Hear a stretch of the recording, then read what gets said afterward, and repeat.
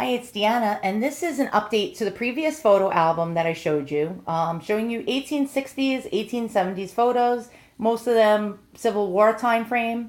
Apparently, this album comes from the same family as another album I bought from a seller that was dated 1862. Now, most of these photos are 1860s time frame, with a few 1870s photos and possibly later mixed in there. So I took them out of the album. The album was seriously, it was like all the photos that were in these little sleeves here were pretty much stuck. It's a horror. It was like a horror show because in between each one of these sleeves was this thick piece of paper dividing the photos front and back. And what was happening was when I went to slide the photo out, I could not get them out, and I had to use tweezers actually to pull them out without further damaging the album, which is not much fun. Let me just tell you that much. It is not fun doing that, and that's what I hate about collecting these old photo albums, is that when you want to inspect the photos in the albums to check and see if there's names on the back, it becomes quite a task to remove them from these albums because they're practically glued in there from age, and the paper sometimes gets sticky and sticks inside there, and then if they use these little paper pieces in between, sandwiched in between each photo, it becomes that much harder. Now, I didn't take out all the photos. I left a lot of the tintypes in there because mostly the tintypes don't have info usually written on the backs of them because it was photographed on iron, developed on iron, and you couldn't really write on it because it was blackened iron, so you most likely will never see any information engraved in the back of a tintype. Sometimes you do, but I didn't feel like being bothered pulling them out. So here, let's begin. So I'm going to show you some of the ones I did pull out, which were CDVs. And we have this gentleman here, and he's in my other album as well. So it appears to be a family album. And not all of these people in this album resided in the same location geographically. And some of them do have names, but not very many. So as you can see, this is quite interesting. Now, this is why I like taking the photos out of the album, because you get some information that's historical and explains a lot about these old photos. So, for example, William Collins, artist, East Rockford, Illinois. So it cost $2 for 1 dozen photograph copies. So if you took a photograph and you liked the pose and you approved of it, you bought a package. Basically, like, remember the Sears packages? When, like in the 70s, if you were around back then, or the early 80s, you would go in and your parent would pick a package for a certain price. Well, they picked a package, and this apparently was 1 dozen photograph for $2. So you probably got a dozen of these poses of him and gave them out to family and friends, or used it as a visiting card when he visited somebody. So that's quite interesting. And that's why, again, I like to take these out of the photo albums just to find out more historical information. So here we have the little girl that I showed you in the previous video.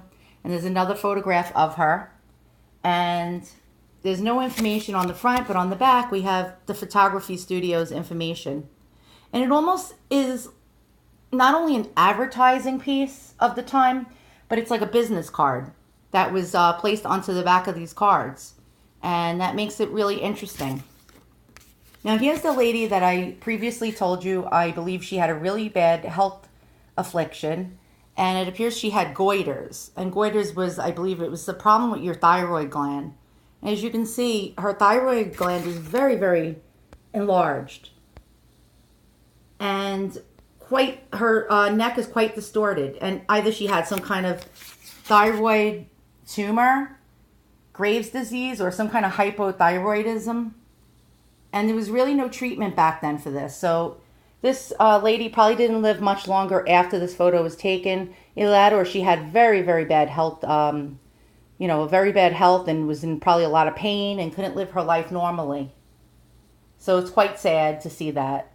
And on the back of the card, there's no name, but we have, again, from that same photographer, and it was 1 dozen photographs for $2. And there's that little girl again with the fringe chair.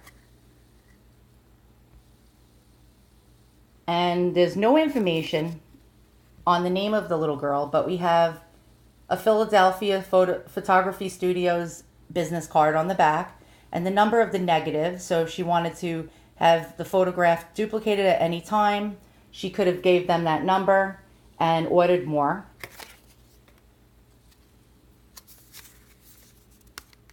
Bear with me a moment. The stack is like, they get stuck together. So this one looks like a later photo, probably looks like 1870s. And oh, here we go. See, this is great. When somebody does this, it's almost like a wink and a head nod from beyond the grave. So he put a date for me. April 13th, 1875. So yes, we do have an 1870s photograph here. And I thank the person who did that. Very good. It's almost like it was on cue. It was like they did it just at the right moment. And it was like a little wink from heaven. So the next one we have definitely an 1860s photograph. And you can tell by the hair and the dress. And it looks like the lady that has the goiter issues, relative, probably one of her daughters. And she does not look well. She looks like she has a health issue.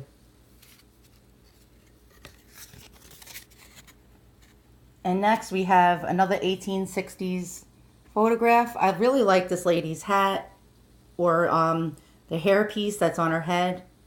It's quite interesting. And you can see her dress is really lovely. And we have information on the back for the photographer. And it was from Rockford, Illinois, J.H. Wakeman photographer. Now we have the tintype of the little boy that I showed you in the previous video with the fringe chair. And these fringe chairs were a prop from the 1860s, 1870s. And the arm with the fringe or the seat could actually be raised or lowered. And a lot of photographers use this. And it went out of style sometime like in the mid to late 1870s. So that can help you date a photo. And there's information actually on the back, which is a godsend. So we have Uncle Abe Launer. It looks like when a little boy probably. And so that really helps when people do that. So I was glad that, I was able to possibly get this information so I could possibly find out who these people were in these photographs. It's not easy to do the research on stuff like this, but it's quite fulfilling and rewarding when you get information about these people that you see in these old photographs.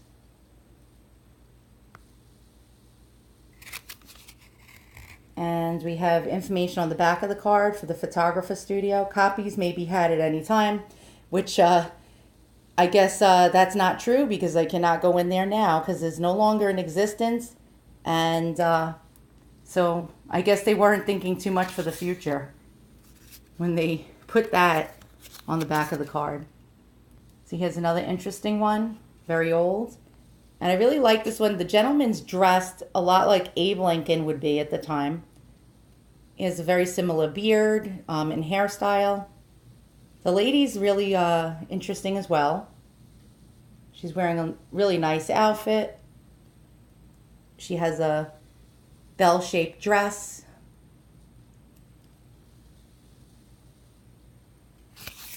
And there's no info on the back of that card, sadly. There's another one. Another 1860s photograph. Quite pretty lady. And Rockford, Illinois again. Illinois. And here's another one. And this is the gentleman that I mentioned that I really like, that clay pot that's next to him. It's very hard to get a good tight zoom on that.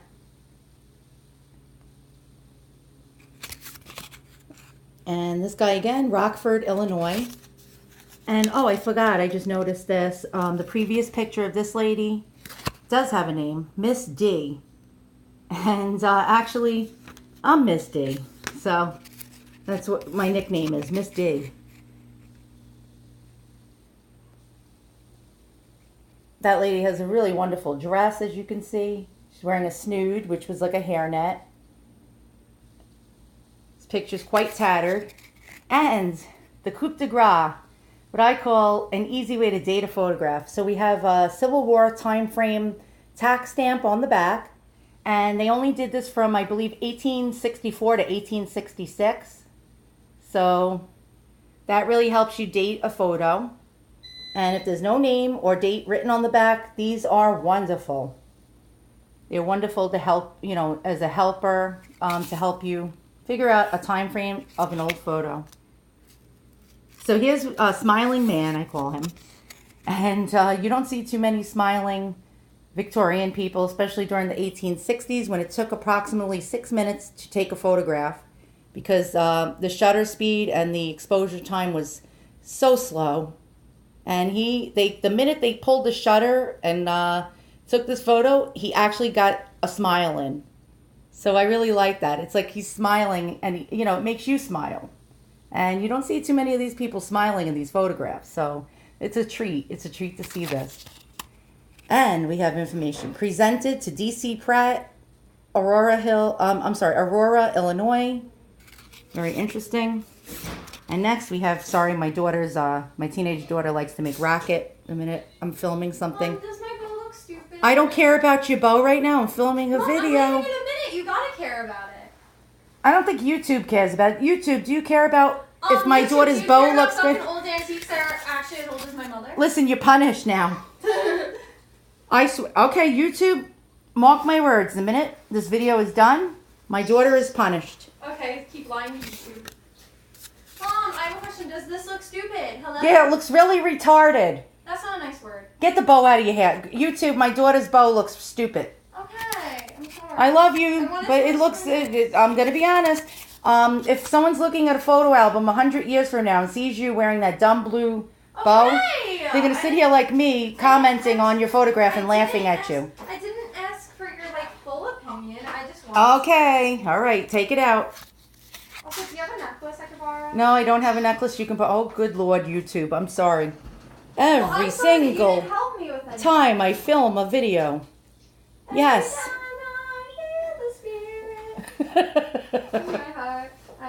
Oh, Lordy. All right, that's it. That's it. Sorry, YouTube. Now I'm definitely not going to get subscribers. She's talking on speakerphone to one of her silly little friends right now, laughing at me. It's like the photobombing police come out the minute I film a video and hold me hostage. It's like Murphy's Law. Whatever can go wrong will go wrong when DD over here is filming a video. This is a cool tintype. And the lady's bow is hand tinted, as you can see. Quite interesting. Let's see what else is going to bomb my video. Besides my own self-bombing my videos. All right. Cool. That's cool. We got this gentleman, old sourpuss himself. This is probably an 1870s photograph.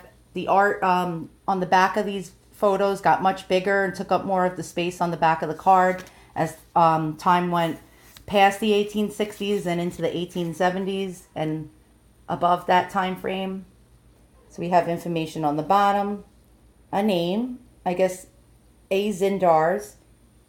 And this is probably an 1880s photograph. So that was stuffed into this album. And on the back, so it's probably 1870s, early 1880. And we have this gentleman here with his chair. And my daughter, once again. Hi, YouTube. YouTube hates you. Sorry. YouTube, do you, in the comments below, do you hate me and hate my daughter? We got Harris Thompson. Okay, good. We got a name here. I think that they're gonna rate you.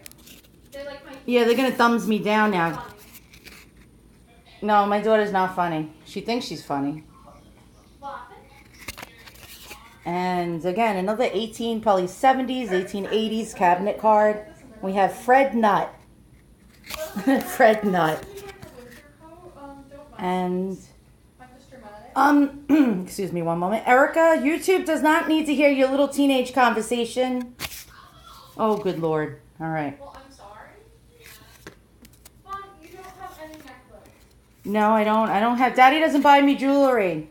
You're like the queen of jewelry, though. Fake jewelry. Mommy doesn't have the Queen's baubles.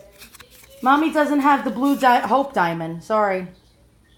Maybe one day. Because I blow dried it and now it looks all dry. Oh, fudge. So this looks like a late 1860s, early 1870s photograph. And last but not least, thanks a lot. Erica, just beat it. Sorry. And it got in my mom's YouTube video. You're a jerk. See, my kids, they undermine me. Wait, That's it. I found a necklace And this here looks like before. a late 1870s, early 1880 photo. And it appears to be a German photo. So it was probably a relative that lived in Germany at the time. Or French. No, it looks possibly German. It's not even a good necklace. I don't know if that's a place in Germany. Quite interesting. And so we have the whole entire photo album out of the album showing you the photo bombs. And now I got to put this ugly pink watch on my daughter. Put the watch All right, on. goodbye YouTube. Take care. Sorry about that one.